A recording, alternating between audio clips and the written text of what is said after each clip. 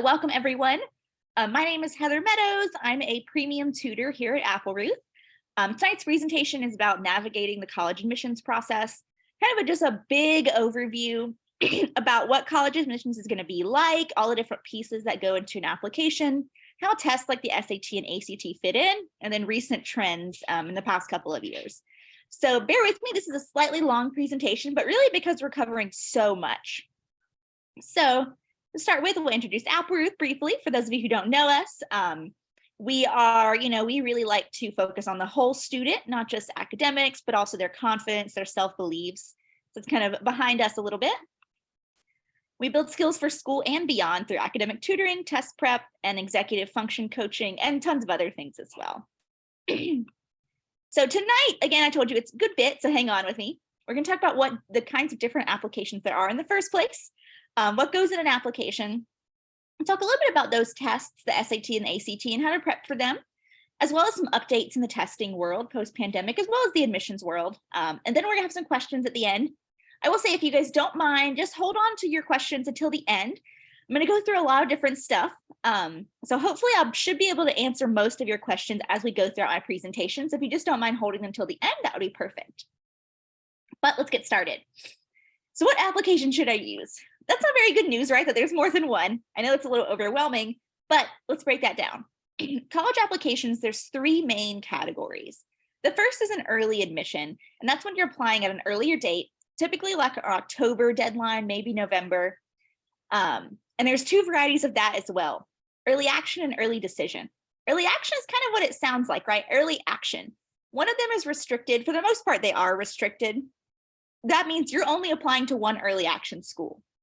This is, let's say there's a school that if you got into that school, you would absolutely go in a heartbeat. This is the agreement you make when you apply to that early action school. If they let you in, you will come, you will enroll. It's also an unrestricted variety we don't see as often. Early decision is just an early application, nothing too binding about that. Then the next option is rolling admissions. That means that they are admitted on a rolling basis, essentially. So it's not like everyone will have their results come at the same time. So this is also, interesting. They do these sometimes up until the semester starts. Regular admissions is what it sounds like, regular stuff. There is a priority deadline. We'll talk about that in a minute, and then a regular deadline. We are going to keep breaking these down, though. Don't worry. When it comes to applying to college, one size does not fit all, though, right? So you may want to apply rolling admissions for one school and regular for another school, right? And you may even apply early decisions for another school. It just depends on each of these schools, how you fit to them, so on and so forth. So early admissions, let's talk about those. All right, so you're not committing to a school necessarily. Some schools only allow you to apply early to them. That's a restricted early action. I had them flipped around earlier. I'm so sorry, y'all. So that's a restricted. Others allow you to apply as many as you like. I'm sorry. Early decision is the other one. That's a binding commitment to attend the school if you're accepted.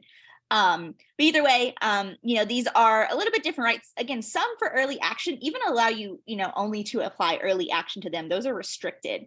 And so, it's good to keep in mind, which of these are restricting, right? And if I really will go to that school, do I really want to commit to that, right? It's questions to ask yourself if early action or early decision kind of are in your wheelhouse. But early decision is a binding commitment. You must attend that school if you are accepted into it. Rolling admissions, a little bit different. Schools with rolling admissions accept them over the course of months. They just keep, accepting them. They notify them a few weeks after they get the applications. Here you do have better odds if you're applying early because they're going to accept students until they fill their class up. So at the end, there may be a cutoff simply because of the number of students coming. One school who does this is Alabama. That's a big school that does this, that does rolling admissions. Regular admissions, right? So there's two of these, priority and regular, just regular normal ones. So for example, these are going to be, I believe these are going to be UTs for a couple of years ago. Let's say November 1st is the priority one. So priority ones are going to give you a better chance to get in. Again, it's kind of like rolling where they're kind of going to make sure that you actually get your application read, make sure it was actually seen. There are some restrictions sometimes. So for example, University of Texas only allows US applicants to do priority deadline. Purdue is one of these schools that does priority as well. And regular deadline, it's just regular deadline, right? Just when they're going to last day, they'll accept any applications for anyone. They're usually in late fall or early spring of your senior year. This is kind of the last time you can really apply for things, again, except for a rolling admissions school. But keep in mind the rolling admissions may cut off at some point because they filled up their freshman class. What's an application, right? So now that you've looked at all the different kinds of applications, what do you need to actually do these, right? US schools are really still putting a premium on testing. So if you look, for example, here, this is from a survey of what influences admissions decisions. These were a survey of college admissions counselors. If you look at the top, we see grades in all courses is a considerable for 77% of people. Grades are still super important. Grades in college prep, so all courses would include maybe electives like art or music. College prep is going to be your core, math, science, social studies, English kind of classes. Strength of curriculum, are you taking more difficult classes, APs, things like that? So again, at least half of schools consider that is a considerable thought. And, the rest even, most of them consider it at least moderately. If you look, that fourth item is still those test scores, still those SAT and ACT scores. The rest of these things are also other things they do look at, but if you see right after the test scores variety right here, it really does drop down. These four top pieces are really the most important things you're going to send in with your application, because they're the things that they're going to kind of view the application through, right? They're going to look at you as a 4.0 student, as a 3.0 student, so on and so forth. There are two pieces, right? There's quantitative pieces. Again, that's your GPA in the context of schedule strength, academic strength. There's SAT, ACT numbers, right? Those are your numerical things. On the other side, your qualitative things you're sending in. Essays, recommendations, activities, right? Like your resume and demonstrated interest. Have you, attended this? Have you toured a school? Have you attended like a day they had for high school juniors or something? So again, two items, qualitative and quantitative. This is your simple, it's kind of called an academic index, all those numbers that go together. That kind of tells you, where you are in the range of students that they're going to look at. On the other hand, the qualitatives are just as important, right? Is there a cohesive story here? Having just all these numbers, but no sort of activity, not a very good essay, that is not a strong application. You really need to have both. They need to match each other here. And I'll kind of talk more about what I mean there. So curricular strength is important, right? If you look, and this is from a couple of years ago, but still we see the number of students taking AP classes and the number of students taking AP exams has skyrocketed in the past, years. And I'm sure since 2017, it has gone up even more. And so, this is really important. More and more kids are taking APs. You need to try to take some APs, right?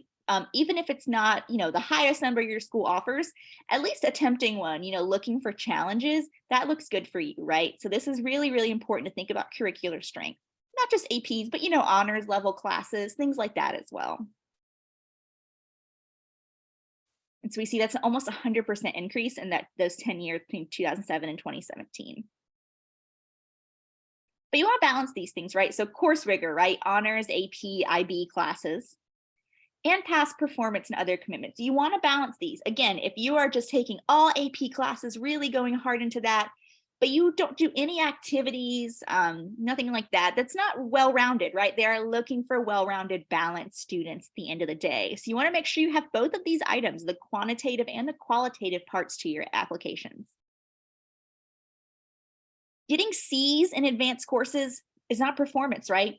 If you're going and taking a ton of APs, but you are not doing super well in them, it is better to go down, take an honors class and get an A or B in that honors class instead. Again, you want to see more success, right, than a lot of struggle as far as that is concerned, those difficult classes.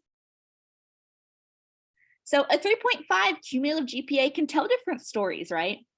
Let's say this first one, right? So let's look at this black line first. In your freshman year, you were killing it. You were getting 4.0s, you were just getting all A's all around. But we see it goes down, right? Maybe as things got more difficult, right? Maybe as you started taking APs, those classes started to get harder, you started to get lower grades.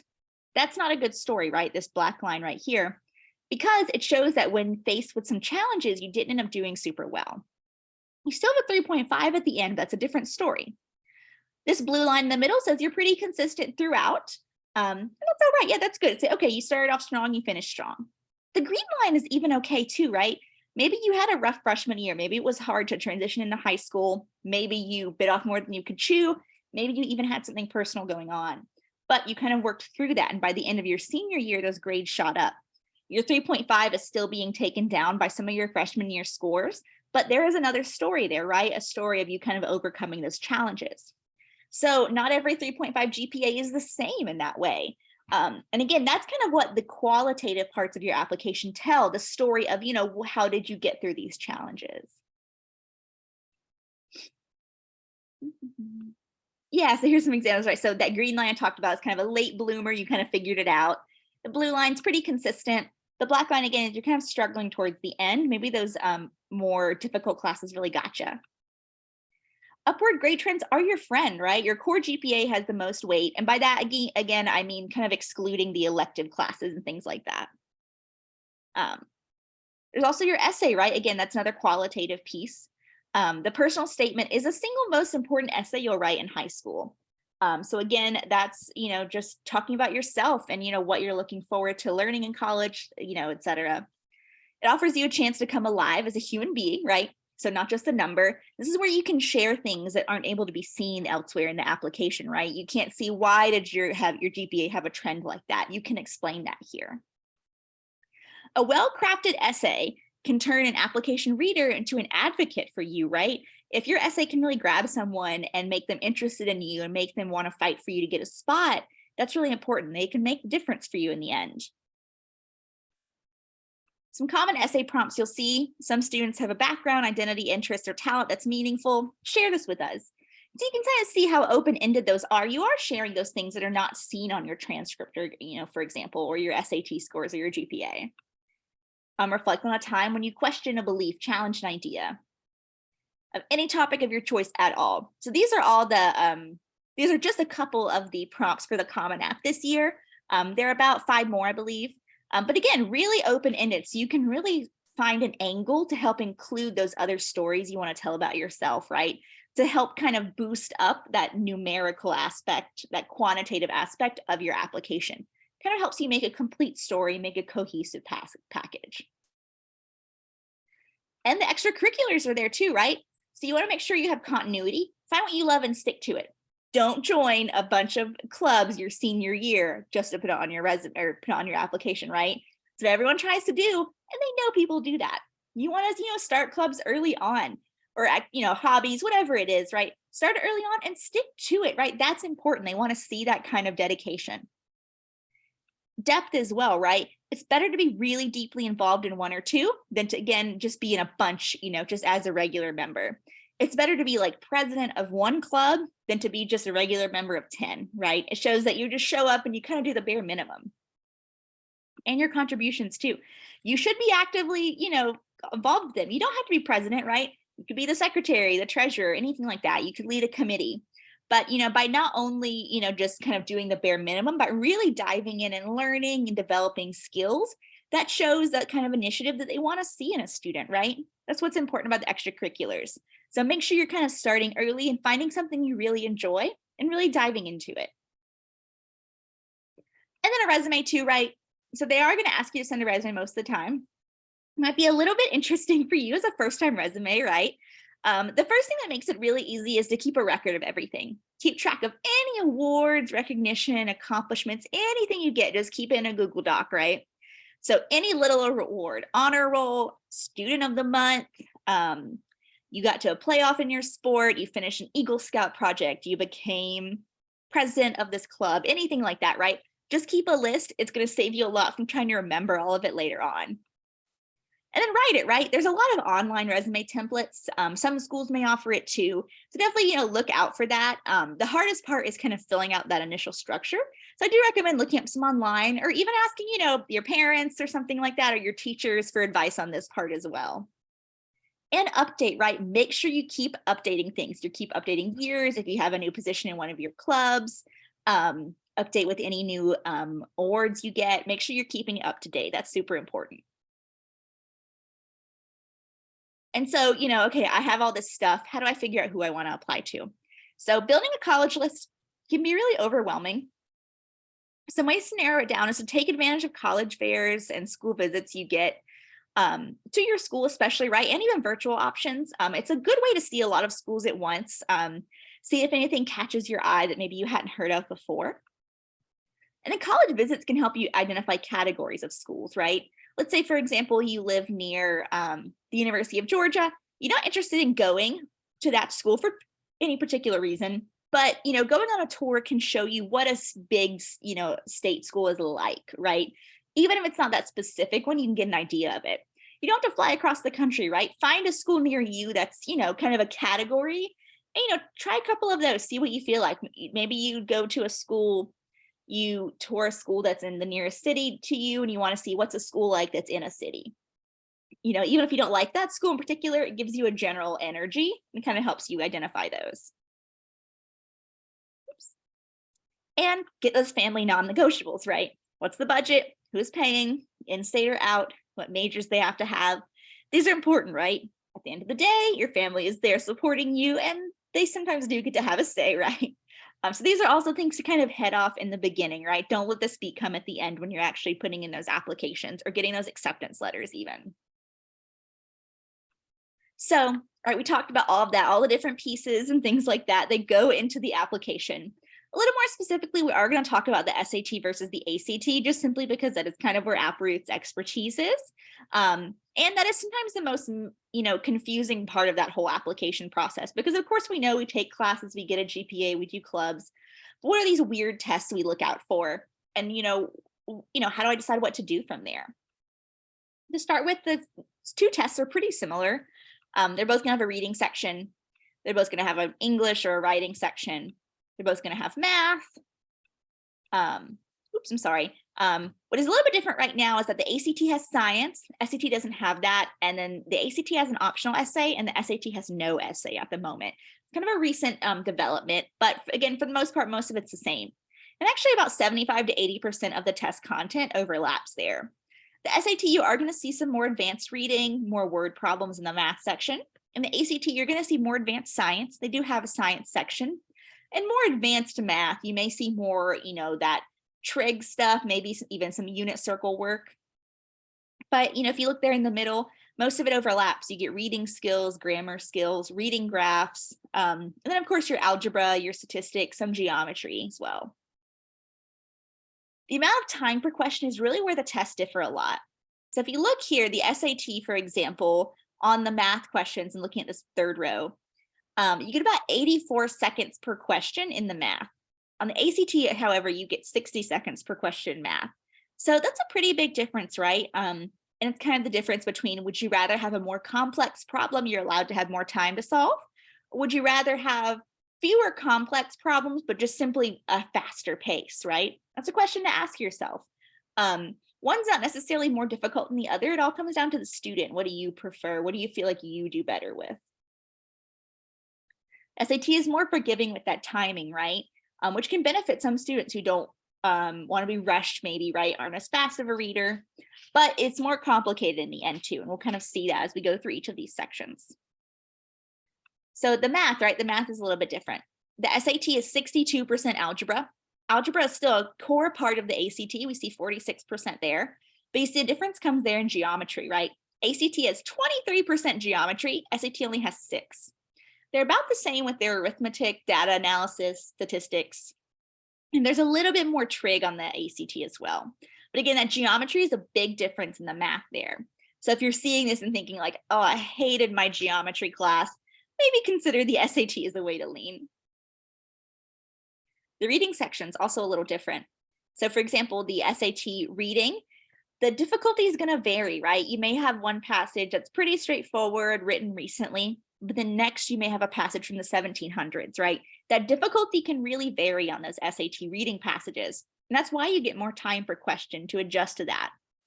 The ACT, on the other hand, all the difficulty for the passages is pretty level. They stay about the same, but it's very fast, right? You kind of have to go at a really quick pace. That science section, right? The ACT science is unlike anything on the SAT. The SAT has some science mixed into the reading. There's no dedicated science section. In the ACT science, students have to move really quickly through complicated passages full of graphs and charts. it's not necessarily, testing your scientific knowledge, it's testing your ability to analyze data. So again, just very different than the SAT here. But if you're hearing this and being like, that sounds really interesting, maybe ACT could be the way to lean for you. So I know that was a lot too. We can definitely come back to SAT, ACT differences. I just wanted to add that because I feel like everyone always wants to know that as well, in addition to all this other application stuff. We'll talk a little bit more about those tests. So kind of those nuts and bolts of how you take them, the logistics of getting them to schools and such. So to register, nice and straightforward, the SAT is run by the College Board. So you just go to the College Board website, register. ACT is run by the ACT organization. So it's act.org. So just straight on their websites, you would do that there. If you are a student who has accommodations or your student has accommodations, you do have to work with your school's guidance counselor or the disabilities coordinator to get the correct paperwork sent to the correct testing organization. So if your student plans to take the SAT, you only have to go through the process once. So you have to send in the application via your guidance counselor to the College Board. The College Board operates the SAT, AP exams, and the PSAT. So what's nice is they keep that accommodation on file, and any test you take with them, you're going to get that accommodation. On the other hand, the ACT is a little different. You do have to reapply for accommodations every time. So if you want to take the ACT in July and September, that is 2 applications. So that's why it's important to kind of think about this ahead of time to make sure you get those in so you can get that accommodation for yourself or your student. And colleges cannot see when a student has taken a test with accommodations. So don't worry about that, like changing anyone's mind. They absolutely cannot see that. Superscoring is also really important. So superscoring allows you to combine top scores from different test dates. So let's look at this here. Let's say you took the SAT 3 times. When you took it in,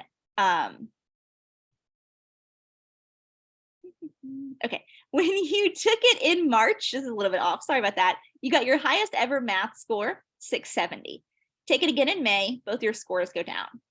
Take it again in June, and your verbal goes up, but your math still doesn't go up more.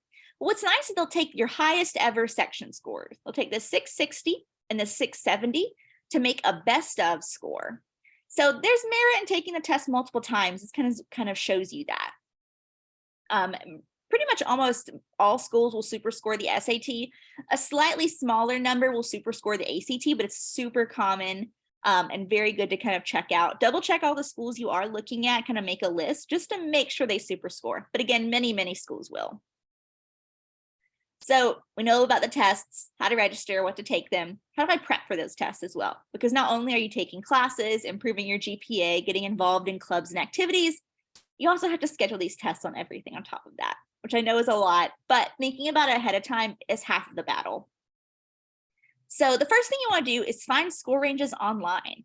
So I recommend you make a College Board or an Applerouth account, and you can see how your scores compare to other applicants at your school. So for example, this is kind of a screenshot off of the College Board website. It tells you what are the average numbers from the school you're looking at. And you want to look at the middle 50th percentile. So that's the middle 50% of students, right? So you have the bottom 25% and the top 25%. The middle, that's your competitive set, right? You want to be nice and solidly within there to give yourself a good chance. If you're higher, of course, that's great, but that's really your goal area. So the bottom 25%, remember, that's like usually people who are getting in for whatever reason, whether they are an athlete, whether they gave the school a bunch of money, who knows, right? But we don't really want to use those as our goal, right? We want to get higher than that to give ourselves a good chance of getting in. And to look for this, right, you just look on your school, the school you're looking at's website. Again, let's say you're looking at Clemson. You look up Clemson University, middle 50th percent, or Clemson University SAT scores or whatever. You're going to find all those numbers online. I advise that you and your family kind of make a family notebook or family Google Doc or Excel spreadsheet or something to kind of keep all this information in one spot, right? You can pick the school, you can write what kind of admissions deadlines they have, what are the GPAs you're looking at, what are the SAT, ACT scores, things like that. Keep all this information in one place. That way you're not having to look for it every time. And that way, as you work on these different kinds of pieces of your application, you know where you stand with each school. Multiple test dates is important, right? We talked about super scoring earlier. So you can super score. You also gain confidence over time. You negate any scoring fluctuation test difficulty. Let's say on the particular test you take, there's like a weird amount of trig and you totally forgot to review trig. It happens sometimes, it's totally fine. You're gonna take the test again. And it allows you to set incremental goals. Let's say your first SAT is about 100 points lower than what you need to, be competitive at the school you want to apply to. It allows you not to just try to get up 100 points in one go. You can try to get up 50, then another 50. Our recommendation is to plan for 3 tests and stop once you reach your goal. We have really found that after 3 tests, students don't really continue to increase that much. So 3 tests is really the kind of the ideal number to have. And if you get it in 2, you're totally good to go as well. And thankfully, you have lots of opportunities to take either test.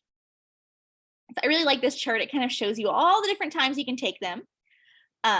And so, for example, you want to think about what you're doing, right? Again, are you in a fall sport? If you're in a fall sport, you're probably not looking at doing the September, October, November dates, right? Maybe instead you want to do a February, April, June ACT setup, right? You can think about this ahead of time, right? Remember, registration closes about a month before, so you can't just show up on the day of and take the test. You do have to think about it. And if you want to do some prep, right, you need to plan it out ahead of time. You can't just go in blind in February. So let's say you want to do February, April, June ACTs. You want to take 3 of them. Well, you want to start thinking about doing some studying in December maybe for that February ACT and kind of planning it out. By knowing what's going on ahead of time, you're avoiding, again, having a really busy season, like whenever you play a sport, or maybe you go away every summer to camp or something. You're avoiding having to overwhelm yourself with that. It allows you to do studying regularly at smaller amounts, right? You're not trying to cram the week of the test. And again, it allows you to set goals as well. Allows you to take practice tests as well. That's really important.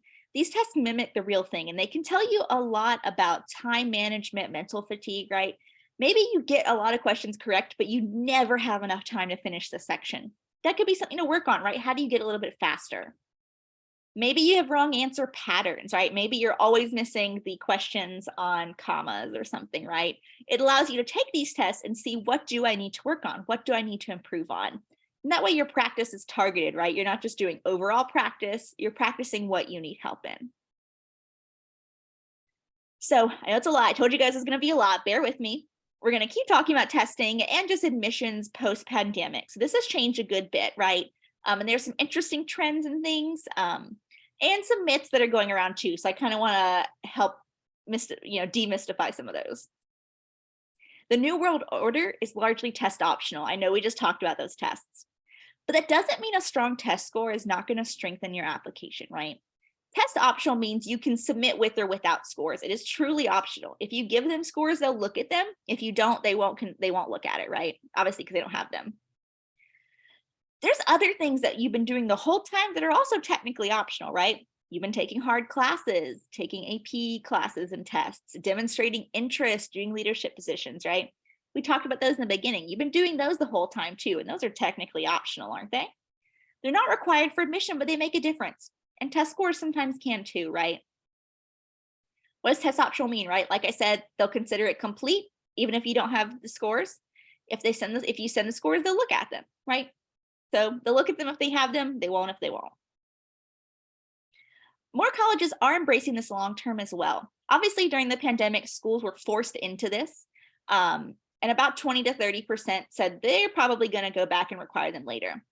Well, a recent survey found that about 70% of schools plan to remain test optional. So that sounds about right, right? But 70% of schools is a huge number of schools that's going to remain test optional, right? But again, sometimes setting that test score can still make your application stronger, and 30% of schools still do want the test scores. So these are still something you need to think about when you're thinking about schools. Also, there's a historic number of applicants in the pandemic too, right? If we look just in 2 years, the applicants at NYU went up by 31%. If we go even a small school like Colgate, the applications went up 140%. If you think about the logistics, the Colgate College admissions office was probably only 4 or 5 people. Can you imagine that kind of workload increasing by 145%? That's wild, right? And so submitting a strong test score can help kind of zoom your application ahead, right? you think about how much work all these admissions offices have nowadays, a strong test score sends yours to the top of the pile. And really, selectives became even more selective. We look at the difference here. NYU, which I mentioned, went up 31% in applications. Their admit rate went from 16 to 12. It went down a lot. Look at something like Auburn. Auburn was previously admitting 81% of applicants. Now they're only admitting 49%. That means previously, applying to Auburn was almost a shoo-in, and now it is 50-50, right? That's crazy. Some of these other numbers are really wild too, especially Northeastern, right? 20% to 6%. That's a huge, huge difference. And again, sometimes the test scores can make or break you here, or it can make it a little bit easier for your application to go through. The Ivy admit, we also saw this too. Of course, Ivy schools were already very, very restrictive, right? Like Harvard only admitted 4.6%. That went down to 3.2%. Doesn't seem like a big difference, but if you're applying to Harvard, that's a big difference, I'm sure, to you. Something like Penn even. Penn went from 9 to 4. That's half. They're admitting so many less students than they were before. So again, these are big differences. Admit rates are getting lower. There are more students sending applications. So you want to think about what makes my application stand out and be the strongest it can be.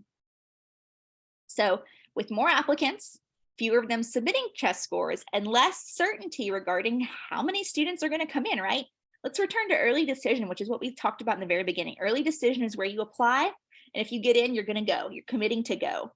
Colleges like that, right? Because not only does it promise that you're going to come to their school, they do still need people to enroll in the school to give them money so they can continue to operate as a school, right?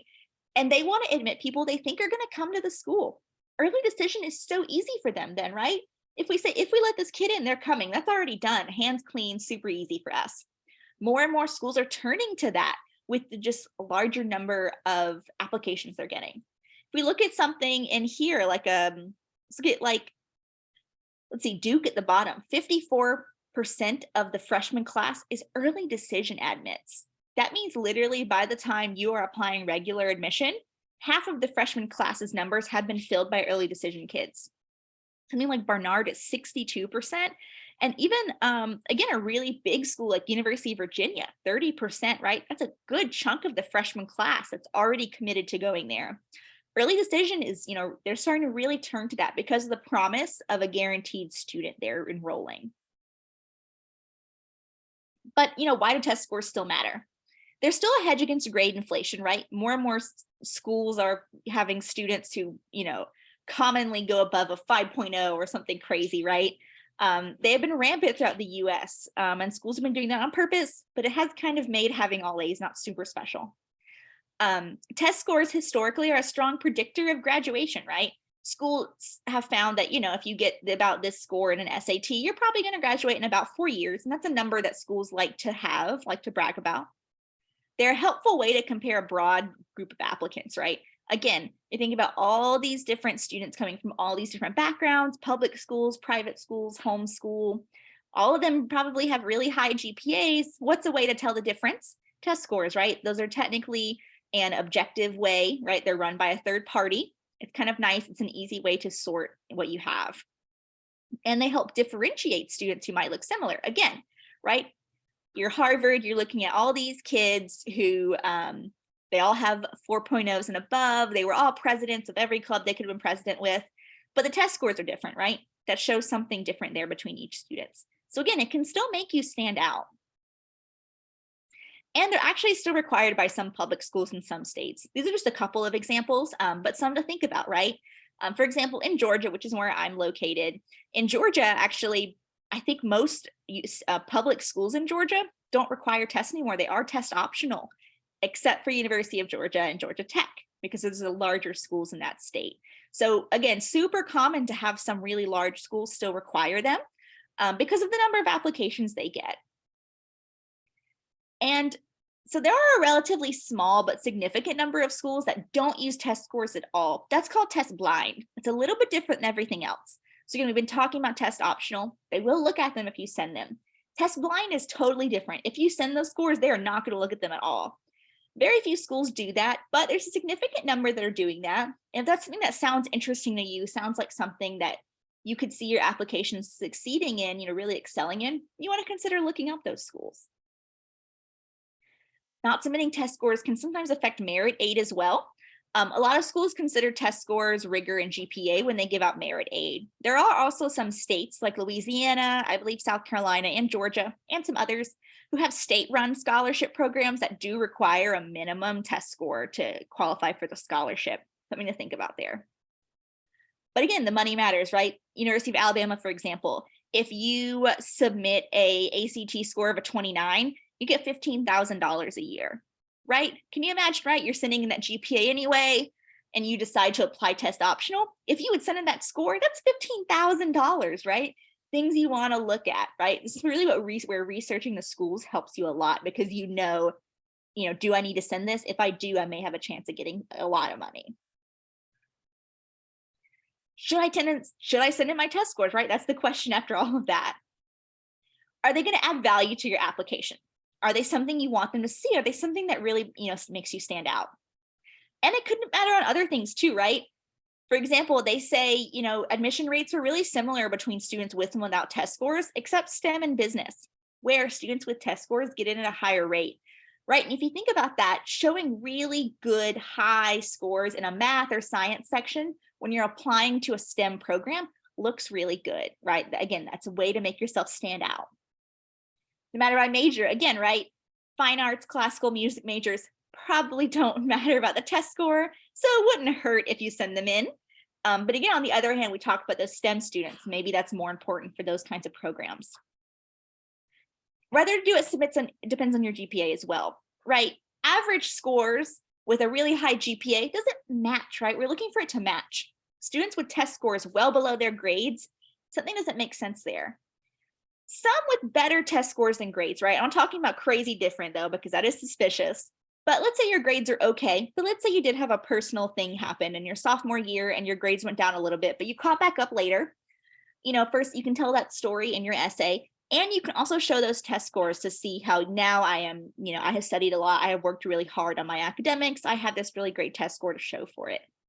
So again, what is that complete story at the end of the day? It all comes down to that. Individual section scores matter too, right? Even if your score is really good and stuff like that, it matters, right? Not all 1400s in the SAT are created equal, right? Let's say, for example, you're applying to an engineering program. You have a 600 verbal and 800 math. Oh, killer, right? You got that perfect math score. You're applying to engineering. That makes total sense. On the other hand, if you're applying with a 600 math and an 800 verbal, a little concerning, right? You are applying to engineering. These are things to think about. Again, right? What's the complete story there? You can't unsee a weak score, right? So you want to make sure the scores you're thinking about are what you really want, or the scores you have are what you really want them to think about. So again, make sure you're sure you want to see it. You can't unsee them. So if you have an option not to send something, or you don't feel like they are strong for you, I would say, hold them back just in case. Okay, we're almost there, y'all, I promise. And I'm gonna take some questions. How about the SAT? The SAT has undergone some recent changes. There are no more subject tests. There's no more essay. That's exciting. There is digital testing coming soon. In 2023, it's for the international students. And in spring 2024, it will be for all US students. And so that's kind of a whole other conversation. On the Applerouth website, there's a lot of articles about the digital SAT. We have other presentations about that as well to kind of dig more into that. But if your student is class of 2025 or beyond, it is something that could affect your student. So definitely kind of look out for more information on that. Thankfully, Applerouth is ready. We have been on the cutting edge for over 20 years. We currently offer digital SATs and ACTs, and as we learn more, we'll continue to give information, right? So sign up for our newsletters to kind of learn about it as we find out more as well. All right, y'all, okay. Just a couple more things. Let's see. Okay, so we're gonna go ahead and put a poll in the chat here. So that is just to find out a little bit more about you guys and to kind of see how we're doing. So if you don't mind completing that poll for me really quick, I believe, yep, there we go, perfect, just popped up. So I'll give you guys just a couple seconds to do that.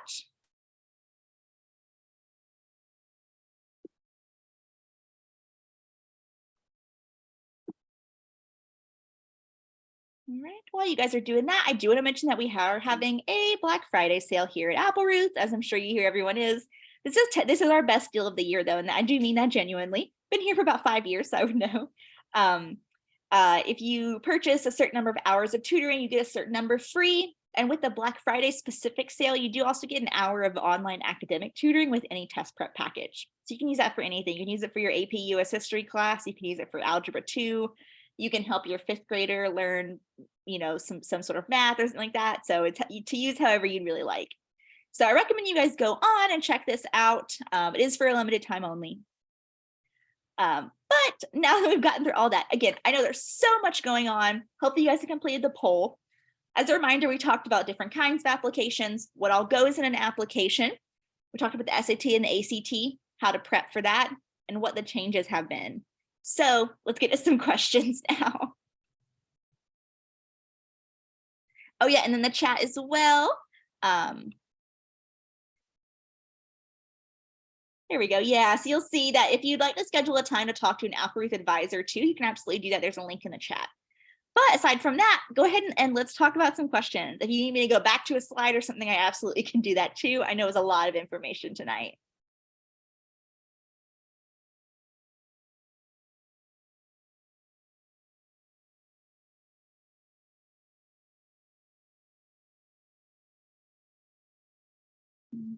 So you should be able to use the Q&A function. It should pop up where you saw the chat and the poll a minute ago. That is where you can submit questions. I'm happy to talk about different types of applications, how to find more information about colleges that you're looking at, how to compare schools, what the SAT, ACT process would look like for you and your student, test optional, anything like that.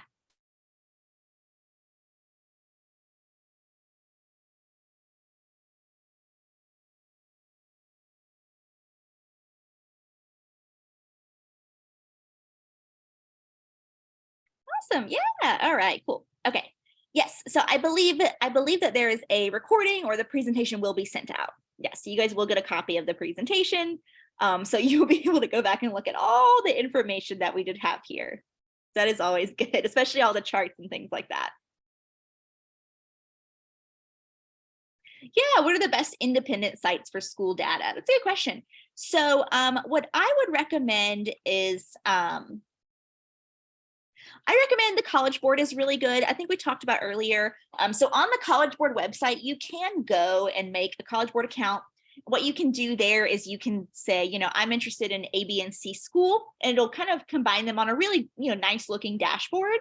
And the College Board gets that from official reporting places. The Applerouth website does that as well. Of course, if you're looking for a big kind of organization, that's kind of more helpful there. But it's a good place to kind of combine all the information at once. Of course, there are also all kinds of other third-party websites. Other tutoring companies like us have websites with lots of info too. But I think College Board is a really good source because it really amalgamates all of it together. Yeah. Okay, if I want to take multiple SATs, when will the score come back after each test? Okay, most of the time your SAT or ACT score comes back about 10 days after you take the test. There are some exceptions. For some reason, the May SAT takes about 2 months to come back. Don't really know why. So there are some exceptions, but those will all be on the SAT website. They will give you the dates when you expect to have your scores back. About 10 to 14 days. Yeah, can I speak more about factors to consider regarding early action or early decision?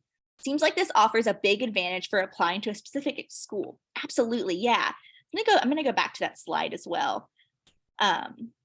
So let's see.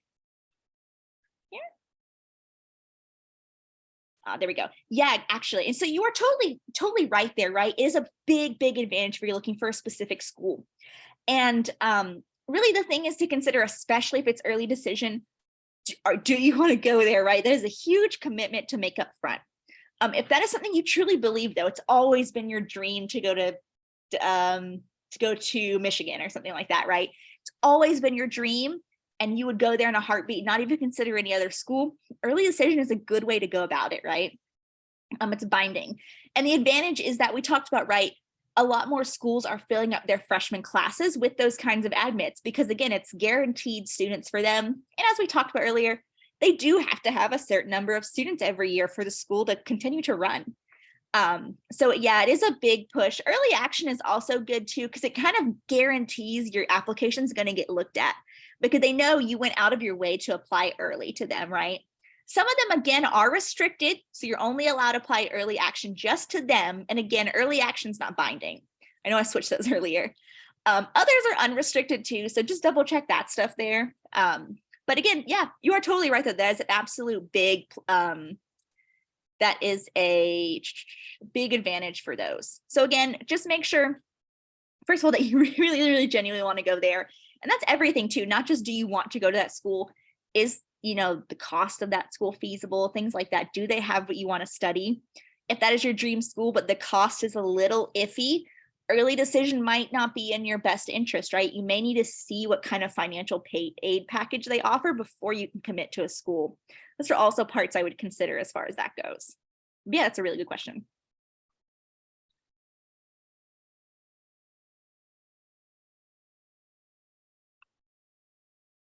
Yeah, keep sending in your questions. These are all very good.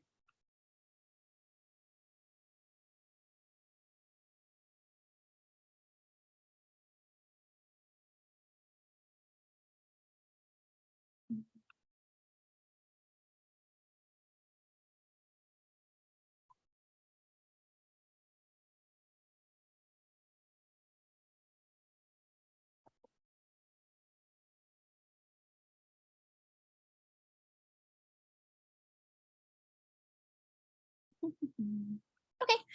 Can I apply for many colleges and decide which one to go to afterwards? Oh yeah, for sure. So actually I'm gonna go back to the same ones I was back at earlier. Yes, that only weird stipulation is the early decision. That's the only thing that's kind of binding. So let me get this. So the only one here that's binding is early decision, right? The rest of these, you can apply early action to a school and you can see if you get admitted or not. And if you get admitted, you don't have to go. You can see if they'll let you can see what else you get. You can apply to a ton of schools regular, you can apply to a ton of schools priority, however many you'd like, and then decide later on. And again, you can decide on other stuff too, like, do they give you a scholarship? Do they, did you get into the honors college or things like that too, right? The only one that is binding is early decision. Just keep that in mind. That's the one to make sure if you really want that one to commit. If you're not someone who wants to commit, just don't apply early decision, right? All the schools who have early decision also have a regular deadline, right? This is totally an optional thing you don't have to do.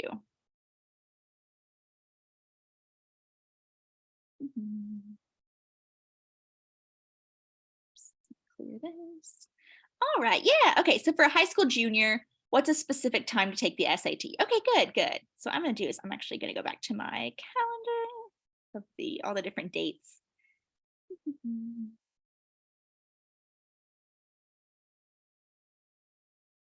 See if we can find it. So what's nice is that you're thinking about it ahead of time, you're good to go, right? Again, planning is most of the battle here. So my first question would be, when are you taking Algebra 2, right? So if you are a student who's taking Algebra 2, so Algebra 2 is really important. Algebra. That's because that's a really core part of the math on both tests. So let's say, for example, you're a junior currently in Algebra 2. That means you'll finish it near the end of your junior year.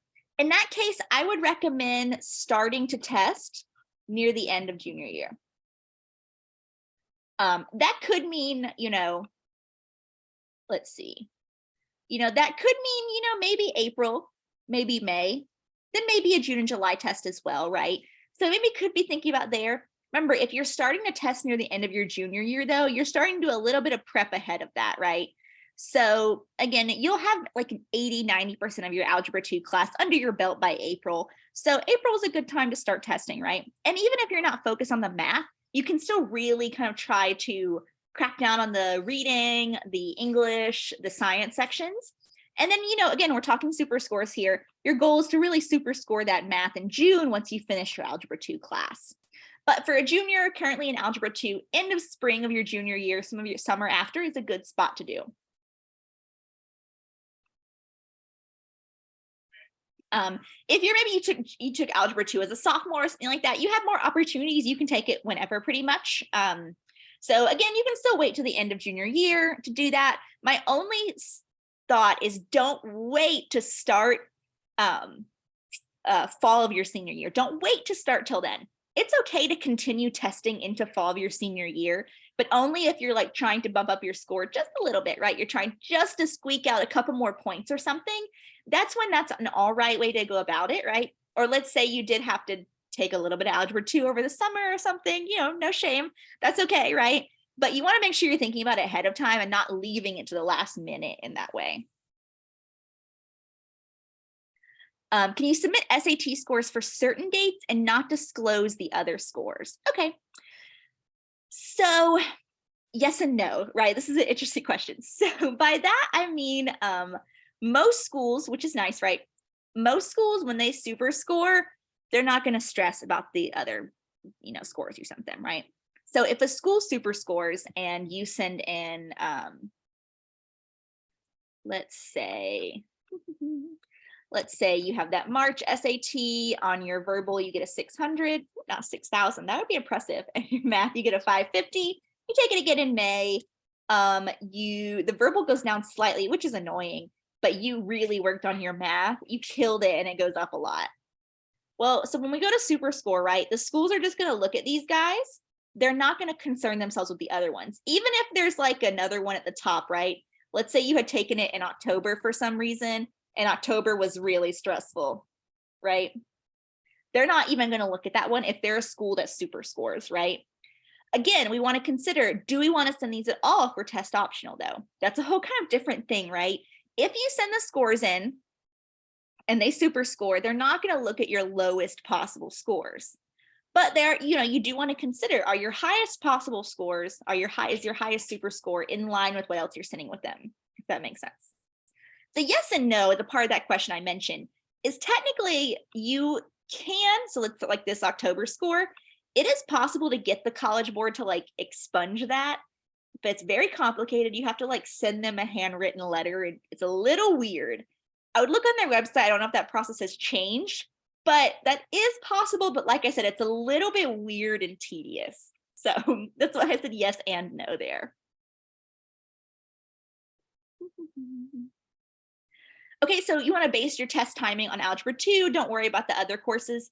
For the most part, yes. And the reason I say that is because some other things, right, like read the reading part of the test, you're not going to learn more content that's going to help you with that. Of course, the more practice you get reading and analyzing things is always great, but taking British literature is not going to make or break you when it comes to the reading section, right? Of course, continuing to practice reading and to, becoming a reader is always important. But the thing with like an Algebra 2 class is you're not going to be able to get over not knowing Algebra 2, right? It's really important to have those knowledge and skills with you. The science actually doesn't really matter too much. I know we talked about how the ACT has science, but that science section isn't really testing your knowledge of chemistry or biology. It's more about your skills on analyzing data. So again, not having taken physics won't make or break you there. Of course, if you have taken it, that's great to have more practice, right? But that's kind of where the reasoning behind that comes from. Hopefully that makes sense. I know it's a little bit weird there.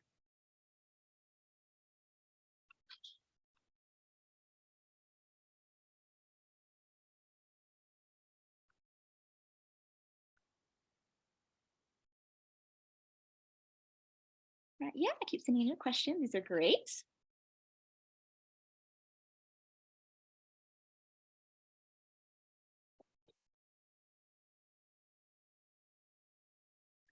And so again, I know I mentioned this earlier, but a really big important first step is just to start making your list of schools, right? And kind of keeping all that stuff in one place.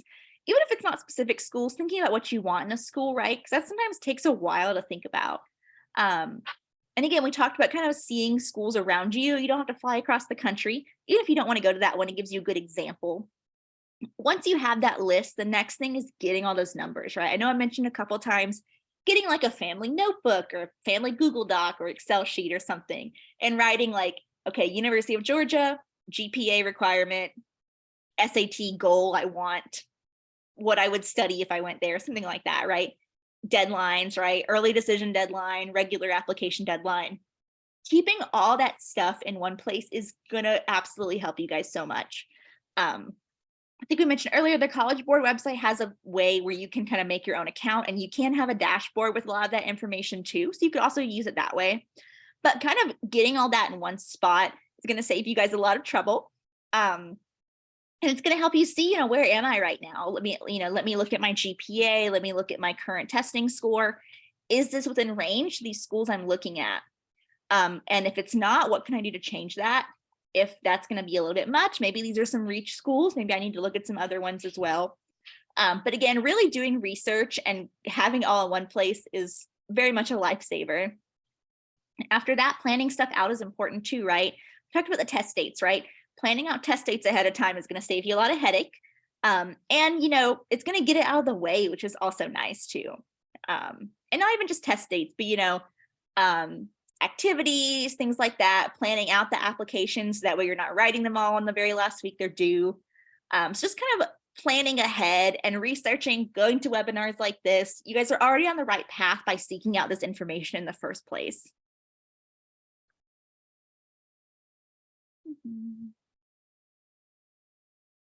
So yeah, keep on sending your questions in.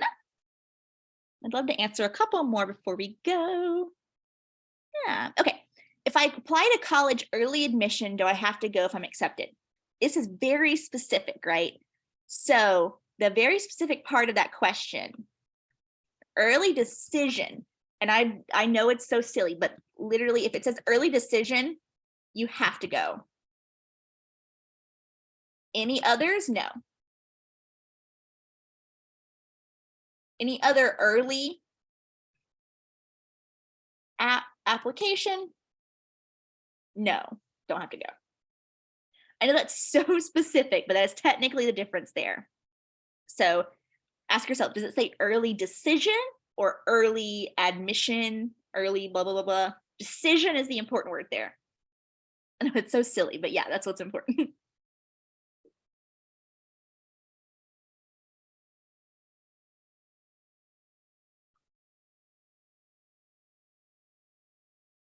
And if that's something that makes you nervous too, you don't have to do that, right? Lots of students didn't do that. I didn't do that. That's just, for those people who are so truly invested in one school, that it makes a difference for them. So you certainly don't have to do any early decisions at all. If you don't want to, or if that seems daunting or something, absolutely not required. And I think some schools don't even offer it too, so totally possible.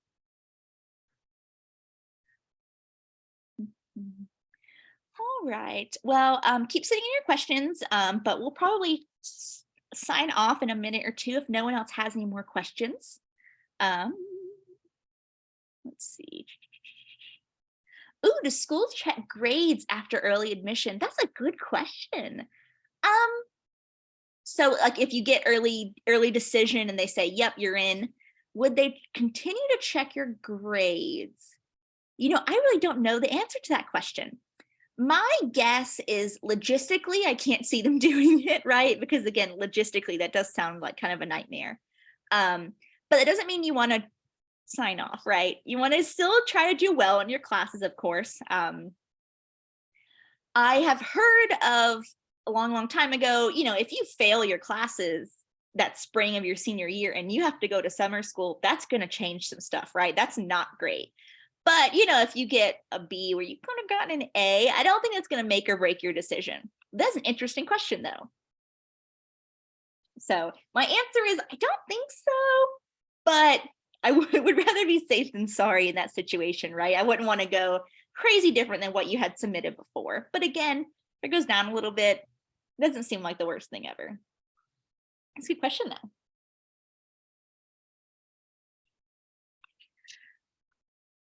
All right. Well, if you guys don't have any other questions, y'all are free to go. Thank you so much again for joining me this evening. I know it was like a lot of information, but I'm happy y'all stuck around. And then, yeah, so you're free to go if you'd like to. If you still have questions, I'll stick around for a couple more minutes. So see another one came in. How do I find help to get my resume done? That's a good question.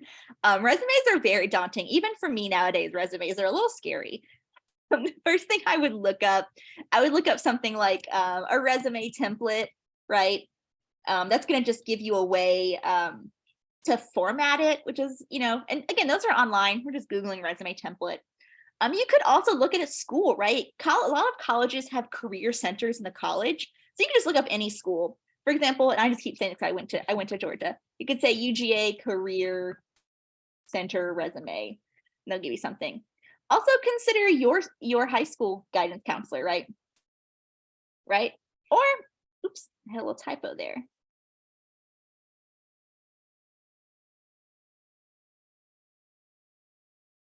Or you can consider family members. They have probably all made a resume at some point in their life, or teachers or something like that. And again, this is just an example school. You can look up any school, has tons of career centers and stuff. I'm sure there's YouTube videos and things as well. So there's probably lots of options. The biggest thing is just getting in and diving in for it, making one, and then editing from there. But yeah, definitely resume template, put all your stuff in there, and definitely talk to your guidance counselor. That's really important there. I think they'd be able to help you kind of really present what you have in like a way that makes you stand out, right? If that makes sense.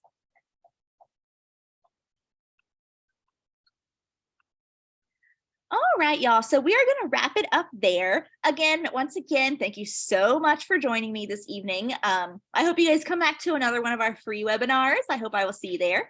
As a reminder, just to put it back up there, Applerouth is having a sale upcoming on Black Friday, Cyber Monday, all that stuff. I'll leave this up here so you kind of remember some of the info if that's something you're considering.